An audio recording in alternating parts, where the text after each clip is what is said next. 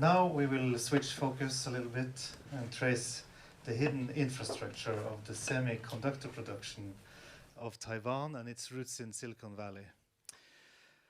This most central component of the modern life has a fascinating story behind it, including its impact on the environment and how it is deeply connected to global politics, all the while being on the surface looking like the most high-tech, clean and dust-free industry. So we are honored to have with us artists and researchers Ingrid Burrington and Chen to present their work, Gourd Guardian Mountain Reading Room, sharing materials of their ongoing research into this fascinating topic. Also, I must recommend that you check out, let me see here, this, almost destroyed it, this fascinating printed booklet from the reading room downstairs, showing some of their sources and including what you will hear more about today. You can even bring it home to do some homework afterwards. So Ann Chen is a Taiwanese-American, New York-based interdisciplinary artist and researcher making work that reflects upon environment, ecology, technology, diaspora and colonialism.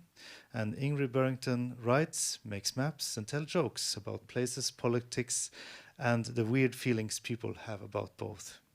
She is the author of Networks of New York, an illustrated field guide to urban internet infrastructure. Yes, welcome. You need some microphones. Yeah. Is this one working? Yeah, no, thank you so much for the introduction. And thank you, Beck, for inviting us here to give this presentation about our project. So this talk, the way we framed it, it's still work in progress. We started the research this year. So we decided to frame it as a series of vignettes in the two places that we visited, so California and also in Taiwan. So it kind of jumps around, but it's mainly in chronological order. So our research into the ins and outs of the semiconductor manufacturing industry began earlier this year, and the work is affiliated with a research team out of the Center for Advanced Research and Global Communications at the University of Pennsylvania. And it's also funded by the Internet Society Foundation. The purpose of this larger project is to establish a broader definition of what we call digital waste. So when we think of e-waste, digital waste, it shouldn't only be about the end-of-life processing of discarded electronic devices.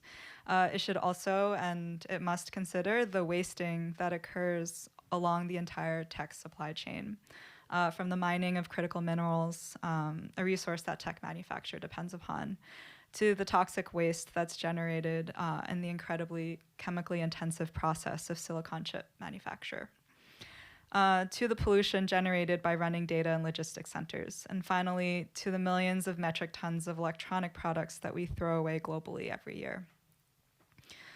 And not only just this, it must also include the environmental justice work, the history of the early struggles to improve tech workers' working environments, and the ongoing social, economic, and environmental injustices in this industry. Oh, look at that. That probably should have started that earlier. So thank you again, just echoing Anne's gratitude for being here and all of you for your patience to keep at it. This has been a very long day. I don't actually know how much this audience needs this sort of like high level overview. But this is being recorded and I like to kind of make sure that everyone's mostly on the same page. And so I'm going to talk a little bit about what a semiconductor is. Some of this is echoing material that's in the zine downstairs. So I apologize if any of this is a bit redundant for any of you. And I can't see anybody, but if I talk too quickly, just yell, because sometimes when I'm nervous, I do that, and I just don't want anyone to get too confused. So the process of making a computer chip is very complicated and has many different steps and components, so we're not going to do a whole high-level overview. What a computer chip, what a semiconductor actually does is fairly simple, right? Semiconductors are exactly that. They are semi-conductive. They can be both like conductors of energy and insulators. And they can be manipulated to basically move current in specific ways, right? At its most simplified state, computation is the storage and circulation of electrons within and via chemically and electrically transformed metals. You're basically making a stone hold onto some lightning for you, which is to say this is all like very weird, deep magic when you think about it. And as a process, like all of these materials, some mineral, some petrochemical, a lot petrochemical, have to be very precisely calibrated and prepared to be manufactured. And they have to they exist in this sort of like void of laboratory conditions. It requires extraordinarily controlled environments, in part because the actual object of control, the chip, is incredibly small, and basically any foreign matter will like kind of alter those like incredibly precise conditions.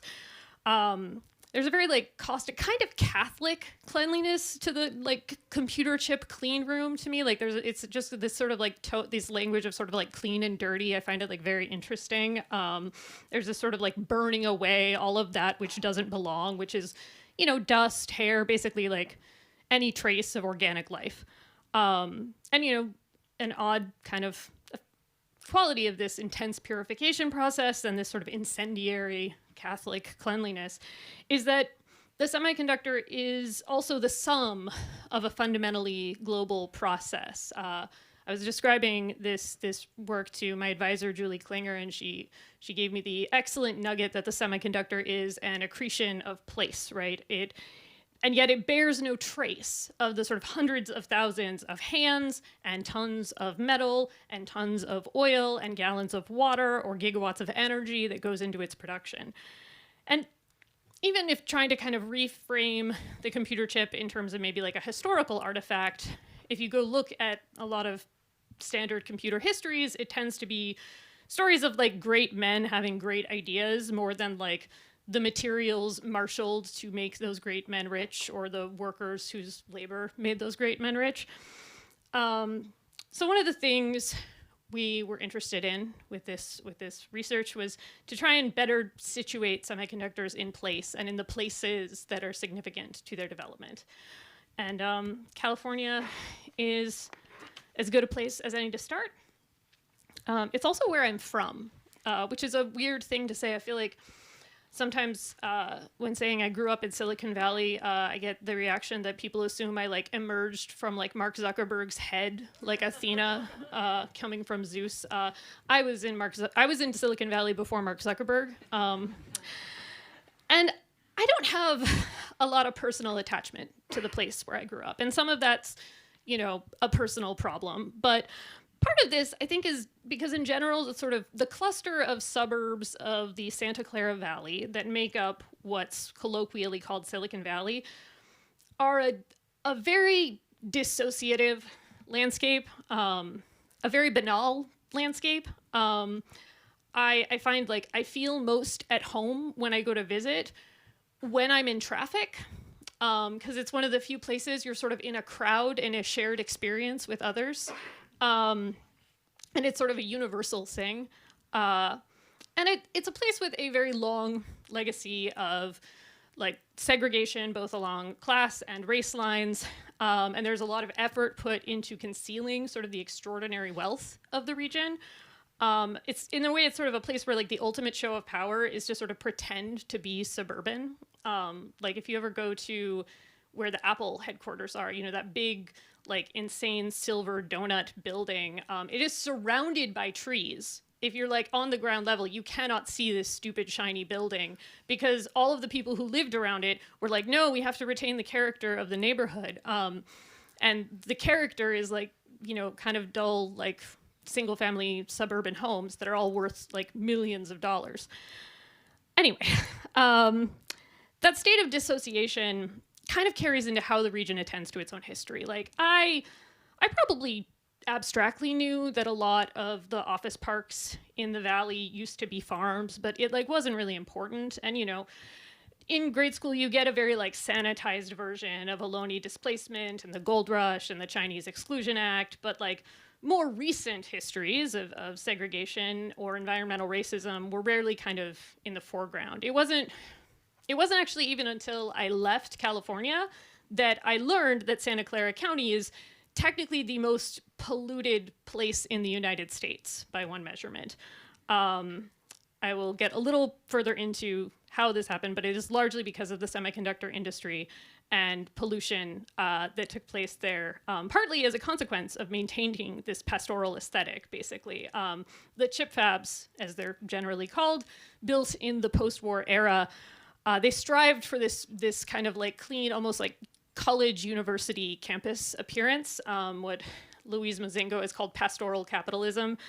And this included placing the chemical tanks of like solvents and things used in the manufacturing process underground in like tanks kind of in the earth. And yes, they leaked. And we'll get, again, more into that later. And there is a very obvious heavy-handed metaphor to be seen here about sort of like bucolic suburban landscapes, you know, being built atop a foundation of toxic waste, and something, you know, that could be said about like the tech industry as a whole from that. The specialty of the Santa Clara Valley is banality. It is not necessarily subtlety.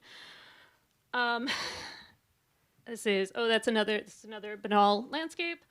Oh, so I'm going to quickly jump back. So again, this sort of appearance of things kind of looking fine, being kind of like clean, friendly. This was also informed by like the era in which semiconductor chips were being developed, because in the 1950s, 60s, 70s, a polluting industry looked like something with a smokestack, right? Something that was like putting soot into the air. And this sort of general kind of clean appearance of the industry contributed to sort of public misunderstanding that this was sort of an environmentally neutral activity, which is why maybe it was a surprise in the late 1970s when workers began to come forward saying their jobs were making them sick. People working in these facilities didn't really know very much about the chemicals that they were using and being exposed to. This is also very early in the development of like occupational safety laws in the United States. So like gloves, goggles, like who knows if you're going to actually be using these. And honestly, it's not clear if many of these people's bosses knew or really wanted to know about the health impacts, right? Medical studies of these chemicals generally only happened after a lot of people get sick, which is kind of the rule with petrochemicals, it seems like. One of the first major investigations and lawsuits brought against a company by workers for toxic exposure was a company called Signetics, which is a company that was eventually absorbed into the Dutch conglomerate Philips. The building was located at 811 Arcas Avenue in Sunnyvale, California. Today it is a big box hardware store. There isn't a plaque, apparently, for labor history here. We decided to visit the Lowe's after asking Ted Smith and Amanda Hawes for suggestions of key landmarks of the history of environmental justice work in Silicon Valley, which they were heavily involved in. In 1978, Mandy, a labor lawyer, co-founded with Pat Lamburn and Amanda Baker what would eventually become the Santa Clara Center for Occupational Safety and Health. This is some of the ephemera from that organization, and sort of the precursor groups they were running are downstairs in the reading room. Scotia was instrumental in educating workers about health risks faced in the chip industry. They did a lot of work campaigning for specific chemical bans and safety measures. They brought lawsuits. In 1982, Scotia helped create the Silicon Valley Toxics Coalition, which was run by Mandy's husband, Ted, who is also a labor lawyer. And so, again, remember how I mentioned there were those leaks from those underground tanks. So between 1981 and 1984, dozens of groundwater contamination incidents at semiconductor facilities in the Santa Clara Valley were identified after the discovery of a significant leak at a facility run by Fairchild Semiconductor in San Jose. I mentioned this one as being significant partly because while most of the groundwater aquifers that were contaminated did not affect local drinking water supplies, this one did. And there was some dispute over whether or not unusually high number of miscarriages and children born with like heart defects might have been related to trichloroethylene in the water. In 1984, the U.S. Environmental Protection Agency formally inducted 19 of those sites into the National Priorities Cleanup Program, which is known colloquially in the United States as a Superfund, which I think that just means there's like money for cleaning them. And the Silicon Valley Toxics Coalition was deeply involved in campaigning for those sites, among other activities. The archives of both of these organizations are held mostly at San Jose State University. Some of them are still in Ted and Mandy's basement, which they graciously let us peruse. This is a map, a hand-drawn map from a community meeting, just showing the extent of the groundwater contaminations that had been identified. This is probably early 80s. And, you know, so these archives are really, and like, just talking to Ted and Mandy themselves, who are these like incredibly dynamic, super engaged people, even though they're like, despite being like in their 80s, they are still very much engaged with this issue. That it's like been really incredible kind of to engage with that history. But of course, we didn't come to California just for archives, right? Like we wanted to see the places where this history had taken place, hence standing in the parking lot of a big box hardware store. So this was our, you know, adventure the following weekend, looking for sort of traces and ghosts of chip fabs past. Yeah. Thanks, Ingrid. So I'll just take you on a little tour of a Superfund site. This is in San Jose, and it starts in this Lowe's parking lot. So many of the Superfund sites in California, they've been redeveloped into strip malls and office parks. There are even schools and, you know, recreational centers nearby. So this particular one that we went to, the Signetics one, it was located, let's see, right next to, I think, a baseball field and a playground, and there was even, behind it was a high school, and beyond that was even a Montessori school, and I think walking in the building in the front was a climbing gym. So when you come upon a Silicon Valley Superfund site, you're not going to see a plaque or a sign or any kind of monument announcing its presence. Instead, what you might find are these small manhole covers indicating a monitoring well. That's usually dotted and spread across the asphalt of the parking lot. So we put together a short clip showing this particular site, which I'll play.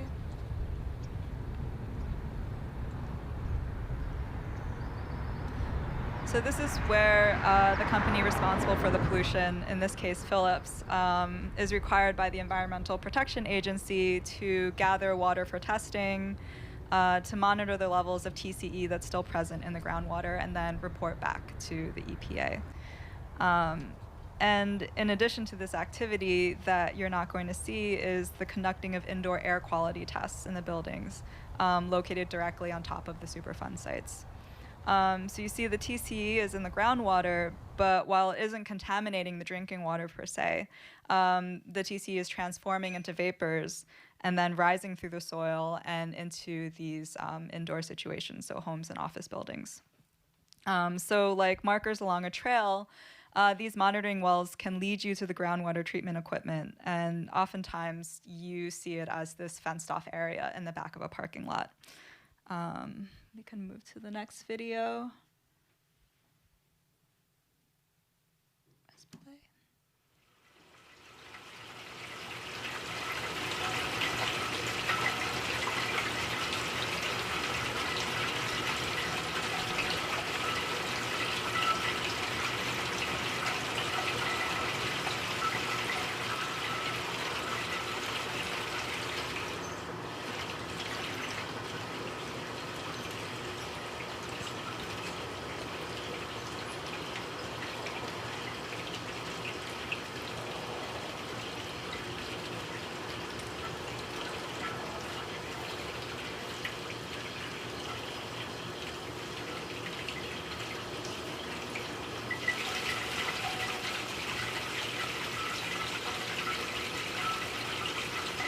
Yeah, so this video shows one of the groundwater treatment, the equipment that's being used. This is the Intersil Superfund site.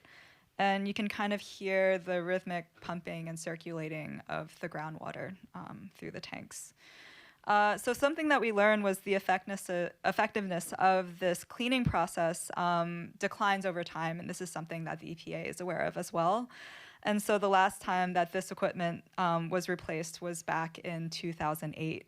And we found in documents on the EPA website that as recently as 2019, they've been requesting Philips to report back, one, on the indoor air quality of the buildings that are still on the site, and also to speed up the cleaning process and find other solutions for cleaning it up, such as bioremediation processes. And so one of the examples that they give is of possibly cleaning this up in that way is to inject vegetable oil into the groundwater that could stimulate existing microbes to break down these toxic solvents into harmless salts.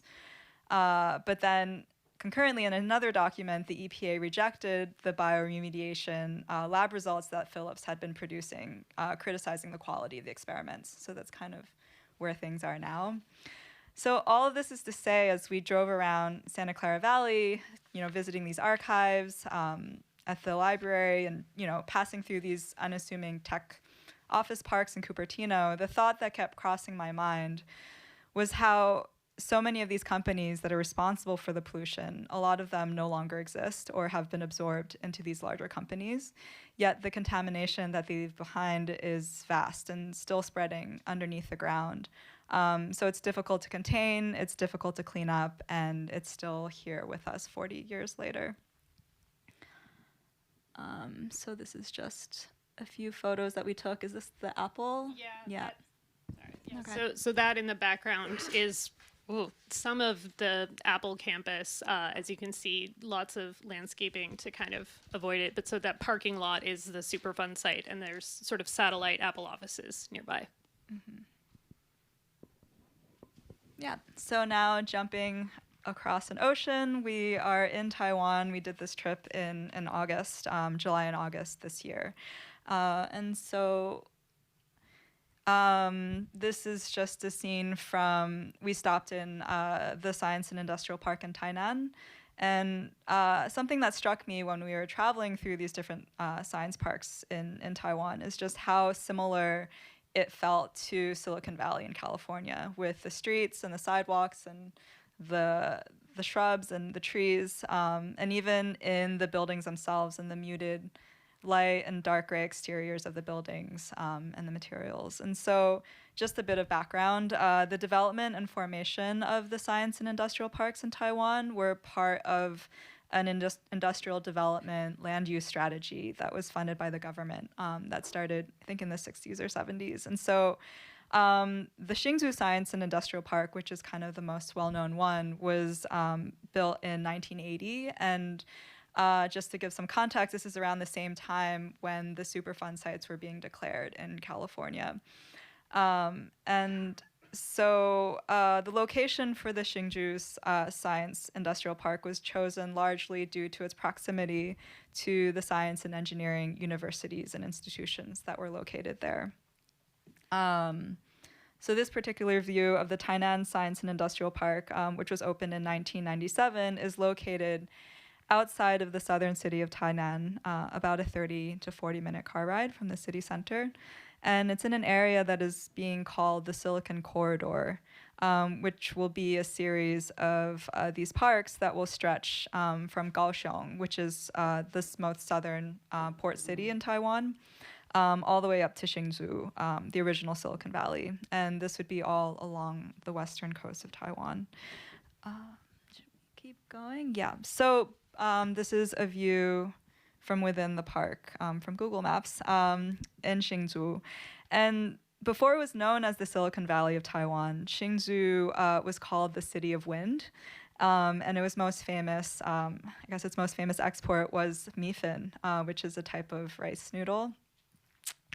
And the strong winds were the reason why the mifin in Hsinchu were so famous and good. And so I had asked my mother, who grew up in Hsinchu, and just some memories that she had about this. And she told me that as a child, she would play along the banks of Toqian River, which is one of the main rivers that passes through Hsinchu. And you could see just lined up along the banks, just rows and rows of bamboo racks with rice noodles hanging off of them. And also ducks kind of swimming and playing underneath. She didn't know why they were there, but that was always present. So Toqian River is still the main source of drinking and irrigation water for Hsinchu. And further upstream, in the mountains and higher elevation, is where you would find the reservoirs that provide the water for the industrial parks. And so this actually happened while I was living in Taiwan in 2021, but in the spring and early summer of that year, Taiwan experienced a severe drought. They said that it was the worst in 56 years. And so at one point, the Baoshan reservoirs, you can see in the image on the right, they were down to almost 7% capacity. So the photo on the left, if that makes, on the left, is what we took when we went to visit in August. So central and southern Taiwan, where much of the semiconductor fabrication takes place, was the worst hit. And the drought was so severe that water was cut off to some of the fab centers, mainly in Taichung. But strangely enough, in Hsinchu, the water continued to be supplied to the science and industrial parks there, and mainly to TSMC, which is one of the largest semiconductor companies in the world and also in Taiwan.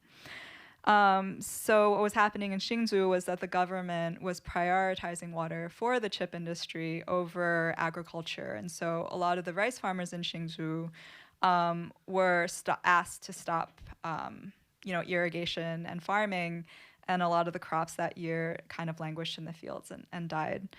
So it just kind of shows you what is being prioritized and what is considered important to the economy and also to the government of Taiwan. And in some ways, this is what's happened, with the drought is also tied to climate change as well. So Taiwan is a subtropical island, and it depends upon the annual typhoons that passes through to replenish the reservoirs and the water supply. And with climate change, these seasonal weather patterns are shifting and changing, and so there are fewer typhoons reaching Taiwan every year.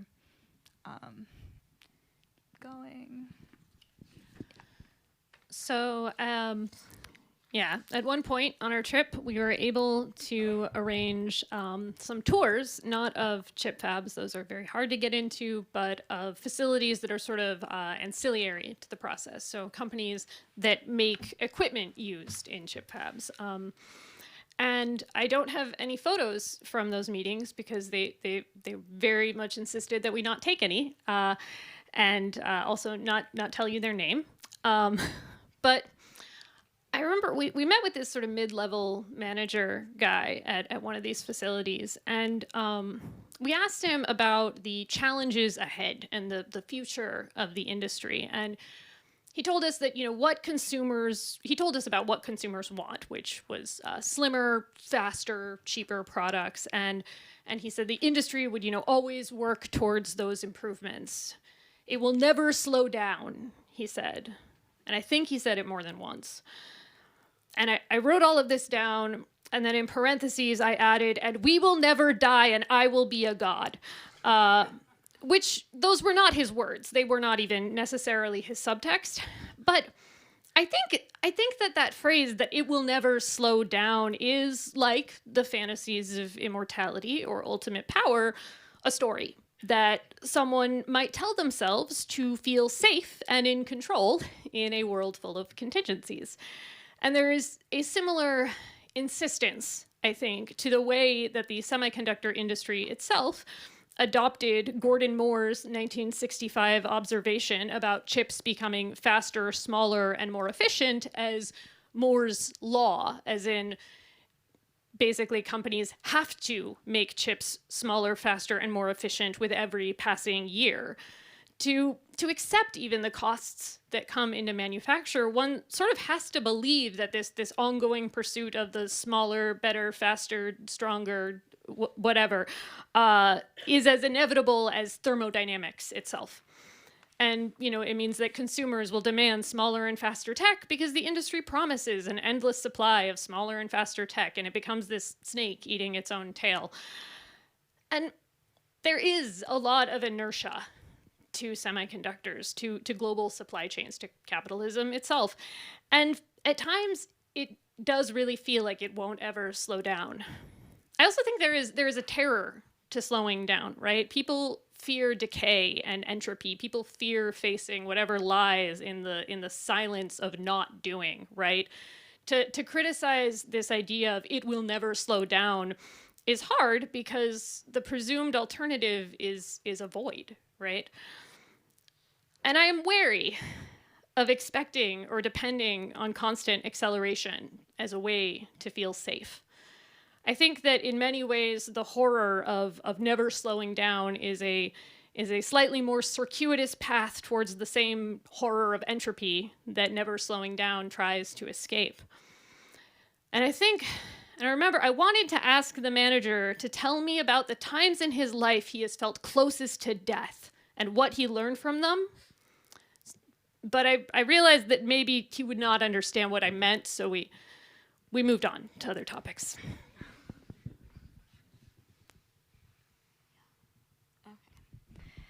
So we spent some of our final days, a full day with the wildlife biologist and professor Dr. Yang Xusen of Tsinghua University, which is in Hsinchu. And so he took us to the Xiangshan wetlands, which is just southeast of Hsinchu. And it's this is just a view from the bridge looking out into the wetlands preserve. It's a nationally protected coastal wetland reserve, and it's home to abundant, diverse wildlife and plants, and it's reported to be visited by up to 277 identified bird species, which is roughly about 40% of the bird population in Taiwan. So it's an incredibly rich sort of an ecosystem and environment. But it is also a place where the industrial wastewater that's coming from the Hsinchu Science Park is kind of being diverted into, which the wastewater is, after treatment, is discharged into a tributary of the Keya River. And so what we're looking at here is part of that river that goes into the wetlands. And so while the wastewater, which comes from over 500 semiconductor-related companies, meets the present environmental regulations and standards in Taiwan for treatment, Dr. Yang told us that he felt like this sort of regulation was short-sighted and really a narrow understanding of what possible long-term ecological impacts could be from the dumping. And so he told us from his perspective that the present practices for testing, they were all wrong, that the treated wastewater, while it meets these guidelines, the levels of inorganic chemicals, when accumulated over time, it settles in the sediment. It's present in the plants. It's ingested and absorbed by the crabs and the fish and the oysters. And then people who, go to these shores and gather the shellfish and eat it. Mainly at this point, he says it's more the elders who live in Hsinchu, because this is something that they remember doing well before there were semiconductors. And so in his view, the government and industry, they should be monitoring and limiting the cumulative toxins that's being emitted, and not just the levels at the moment of the output of the wastewater.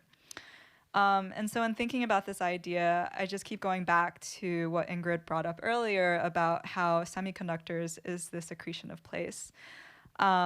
And that, it's this product of this accumulation of resources, both physical and immaterial, from all over the world, that come to places like Taiwan, to this very central place. And it leads me to think that the semiconductor associated waste is also an accretion of place, except that this is accumulated in the alluvial sediment, and it's processed through our bodies and through the bodies of the animals and plants in the wetlands.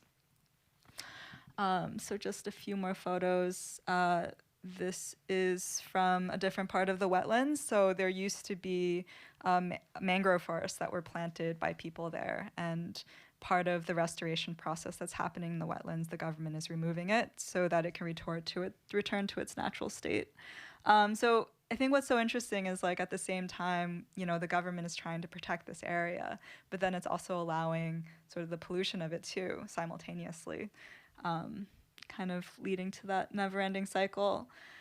So this is a photo of where the discharge site for the wastewater that's coming from the park. And we'll just play a short video.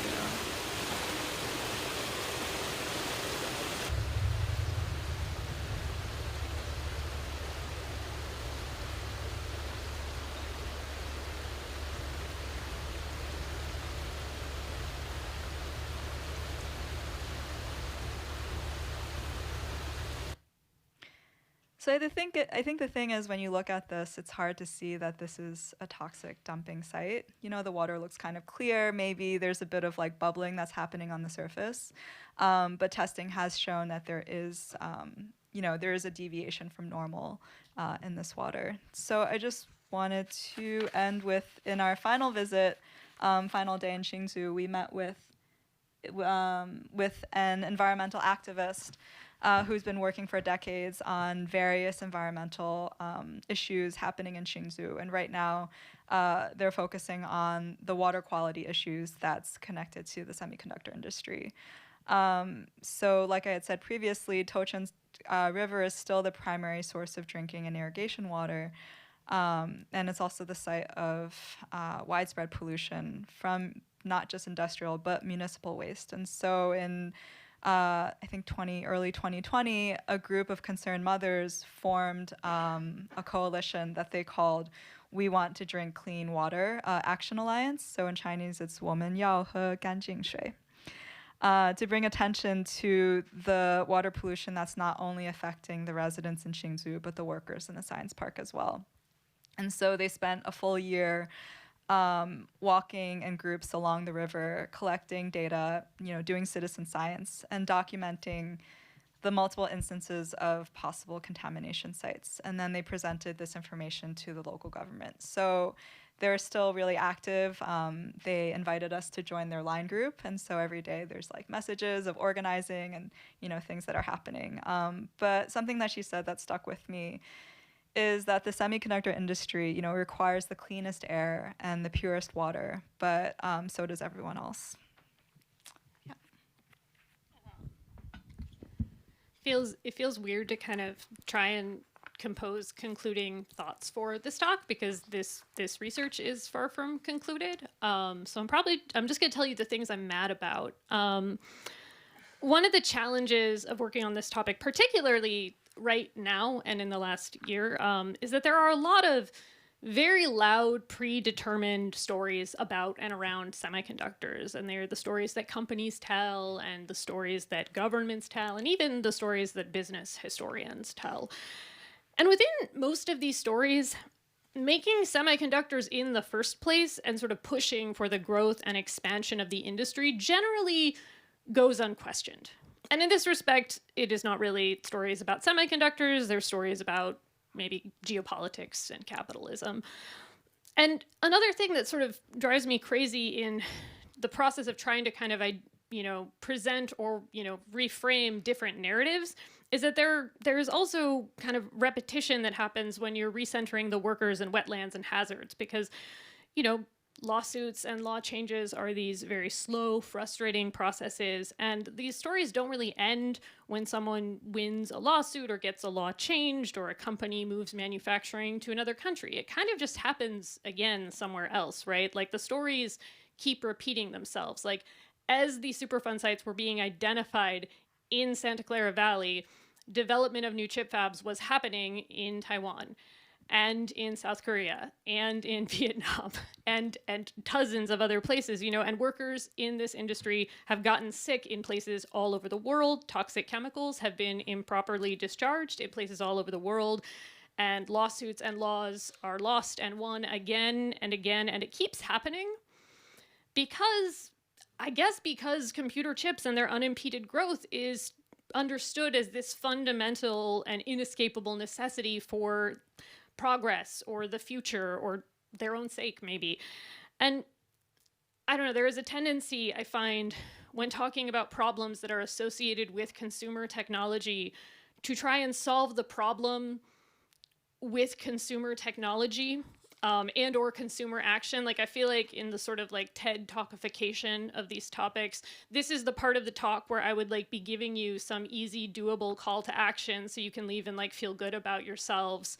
You know, like, don't buy a new phone, or like raise awareness, right? And you are all far too smart to require such a message, but I do think it is important to kind of push against it and acknowledge it. And maybe the things that I find myself pushing for against is just a rethinking of what is inevitable, what is progress, right? And a lot of this inevitability of the scale and size of manufacture has very little to do with what is maybe like what people actually want in any given place. Thank you so much for your time and attention. Thanks.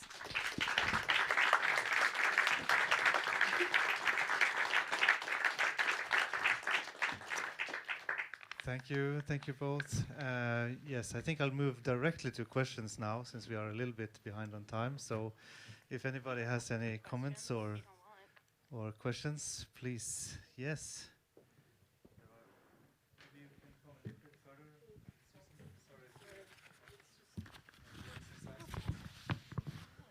No, thank you, and it's for the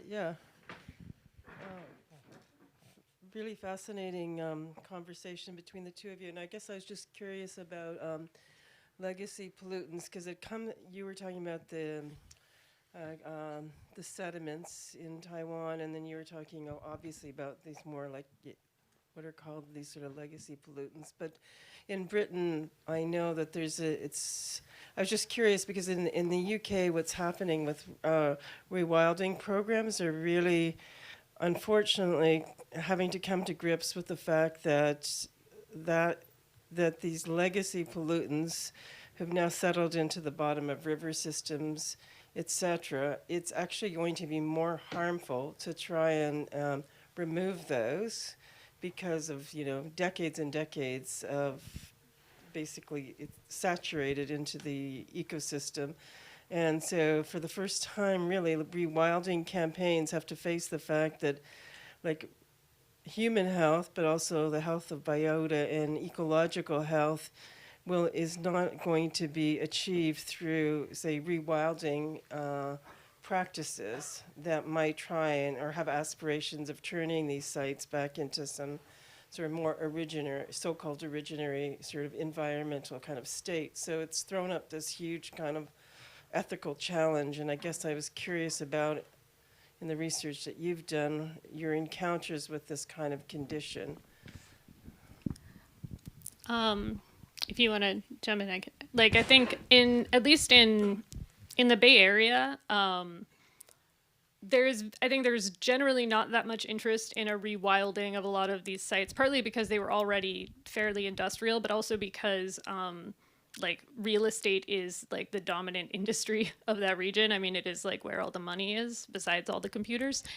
And any land that can be developed will be developed, whether that's into strip malls or housing or something. And whether or not they're going, like, frankly, like whether or not like the cleanup is like completed may not even be that big of a concern. There's a story back in 2019 from a housing complex, I want to say in Sunnyvale, where somebody was getting like extraordinarily sick in their home and like couldn't figure out what was going on, and then realized she was like kind of down. It's not really a stream in an aquifer, but basically like she was down slope from a Superfund site.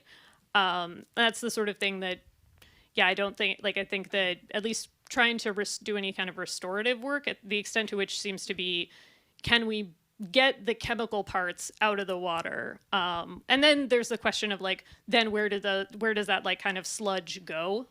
Typically it's going in these sort of circuitous routes to various waste storage sites across the United States. Yeah, I just want to add that I felt like in our archival research in California, so much of what we were reading just kind of shows how any changes that happened, it was all because of like human-centric interests. So when they first started, realizing with the leaks, it was because it was affecting people. And that's really what led sort of the movement. And then there's this kind of realization that it was in the groundwater, but because then that off gases, and it's still affecting people, all of the initiatives have been to kind of protect the environments that people are in.